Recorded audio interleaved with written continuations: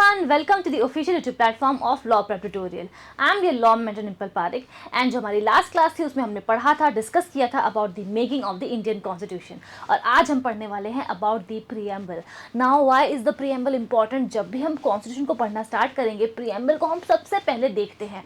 Why? Because जैसे हम कभी किसी बुक को पढ़ते हैं उसके पहले बुक में इंट्रोडक्शन पार्ट दिया होता है, एक प्रीफेस दिया हुआ होता है, एक समरी दी हुई होती है कि आने वाले इन चैप्टर्स में आप ये पढ़ने वाले हैं, ऐसा प्लॉट होने वाला है. ठीक उसी तरीके से जो हमारा प्रीएम्बल है it also works as the introduction to our constitution. It acts as a summary to our Indian constitution, जहाँ पर हमें अपने जो ड्राफ्टर्स थे कॉन्स्टिट्यूशन के, जो मेकर्स थे, उनकी आइडियोलॉजी देखने को मिलती है कि आखिर उनके ऑब्जेक्टिव्स क्या थे जो वो रीच करना चाहते थे, अचीव करना चाहते थे with the help of this constitution. क्या नेचर रहने वाला है हमारे स्टेट का एंड मैनी मोर थिंग्स, जिसको हम अभी एक एक करके डिस्कस करने वाले हैं. Now coming to the most important thing, सबसे पहले आपको बता दूं कि जो हमारा इंडियन कॉन्स्टिट्यूशन है इसको हम बोरोड कॉन्स्टिट्यूशन भी कहते हैं. इसका मतलब क्या है कि बहुत सारे ऐसे फीचर्स हैं जिसे हमने लिया है, अडॉप्ट किया है from the constitution of the other countries as per the situation in our country. तो इसीलिए इसे बोरोड कॉन्स्टिट्यूशन भी कहा जाता है. एंड ये जो फीचर है प्रीएम्बल का, इसे हमने कहाँ से बोरो किया था? From the American constitution. Now coming to the components of the preamble की आखिर प्रीएम्बल हमें किस किस बारे में बताता है, तो मैं आपको सीधा एक बार लेके चलती हूँ हमारे प्रीएम्बल पे ही. कुछ इस तरीके से हमारा प्रीएम्बल दिखता है अगर आपने कभी ना देखा हो तो. और स्टार्टिंग होती है from we the people of India having solemnly resolve to constitute India. Now here we the people of India क्यों लिखा हुआ है? बिकॉज ये हमें सोर्स ऑफ अथॉरिटी बताती है कि आखिर हमारे जो कॉन्स्टिट्यूशन है वो अपनी सोर्स ऑफ अथॉरिटी कहाँ से, किस से डिराइव करती है. अगर ऑप्शन में कई बार ऑप्शंस दिए होते हैं क्वेश्चन में कि it is the prime minister और द प्रेसिडेंट, तो हम कंफ्यूज हो जाते हैं. बट आपको हमेशा चूज करना है that the source of authority is derived from the people of India. उसके बाद हम आते हैं, आगे बढ़ते हैं. Having solemnly resolve to constitute India, India into what? SSSDR, यानी कि a sovereign, socialist, secular, democratic and republic. अब इसका मतलब क्या होता है? We are a sovereign in nature, यानी कि इंडिया के, हमारे स्टेट के जितने भी इंटरनल और एक्सटर्नल मैटर्स हैं, अफेयर्स हैं, उनको हम खुद से देखते हैं. हम किसी के ऊपर भी डिपेंडेंट नहीं है, कोई भी एक्सटर्नल ऐसी कोई फोर्स नहीं है जो हम पे कंट्रोल करती हो. ठीक है, जैसे फॉर एग्जांपल जब ब्रिटिशर्स थे इंडिया में तब हम सोवरेन नहीं थे, बिकॉज जितना भी हमारा इंटरनल एक्सटर्नल अफेयर्स था वो उनके हाथों में था, ब्रिटिश क्राउन के हाथ में था.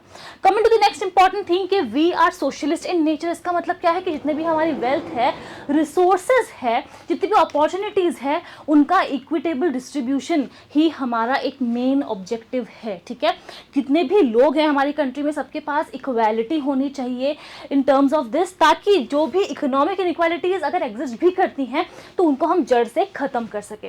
Then we are also secular in nature. इसका मतलब क्या है कि हमारी जो स्टेट है इंडिया, इसका अपना खुद का कोई रिलीजन नहीं है. हम पढ़ते भी हैं कि हमारे पास फंडामेंटल राइट है, राइट टू रिलीजन, यानी कि we the people of India, हम जिस भी पर्टिकुलर रिलीजन को प्रैक्टिस, प्रोपेगेट एंड प्रोफेस करना चाहें हम कर सकते हैं, हमें कोई रोकने वाला नहीं है. तो ये आपको याद रखना है कि we are also secular in nature. Coming to the next important thing कि we are also democratic in nature. तो आपको याद रखना होगा ये कि हमारे जो भी रिप्रेजेंटेटिव्स हैं उनको हम खुद से इलेक्ट करते हैं and return they work for us. यानी कि जो हमारे इंडियन गवर्नमेंट है it is of the people, bye the people, for the people. ये हम 6th स्टैंडर्ड से स्कूल में पढ़ते आए हैं. Then comes the last important thing कि वी आर ऑल्सो रिपब्लिक. अब रिपब्लिक का मतलब क्या है कि हमारे इंडिया में राजा का बेटा राजा नहीं बनता है. जो हेड ऑफ द स्टेट है उनको हम खुद से इलेक्ट करते हैं by the people. And yes, that is all about it. Now coming to the most important one more thing, और वो ये है कि ये तो हो गए हमारे वो सारे के सारे नेचर जो हम देखना चाहते हैं हमारे इंडियन स्टेट में. But there is also some objectives जो कि हम फुलफिल करना चाहते हैं, और वो क्या है कि लोगों के पास जस्टिस होनी चाहिए which should be social, economic and political. लोगों के पास लिबर्टी होनी चाहिए कि वो उनके जो भी एक्सप्रेशंस है, थॉट्स है, बिलीव्स है, वो उसको जाहिर कर सके. जिस भी रिलीजन को वो प्रोपेगेट करना चाहते हैं, प्रोफेस करना चाहते हैं, वर्शिप करना चाहते हैं, जो भी फेथ है उनका, वो उसको फॉलो कर सके. ये उनके पास लिबर्टी होनी चाहिए. हम हमारी राइट टू इक्वालिटी देखते हैं अंडर द फंडामेंटल राइट्स. वो क्या है वो भी यहाँ पर मेंशन देखिए भाई, लोगों के पास इक्वालिटी होनी चाहिए, स्टेटस की, अपॉर्चुनिटी की, किसी के साथ भी कोई भी डिस्क्रिमिनेशन, भेदभाव नहीं होना चाहिए. And also there should be fraternity, यानी कि हम जितने भी लोग हैं वो भाईचारे के साथ, ब्रदरहुड के साथ रहें, ताकि हमारे नेशन की जो यूनिटी एंड इंटेग्रिटी है वो एकदम इंटैक्ट रहे, and that is all about it.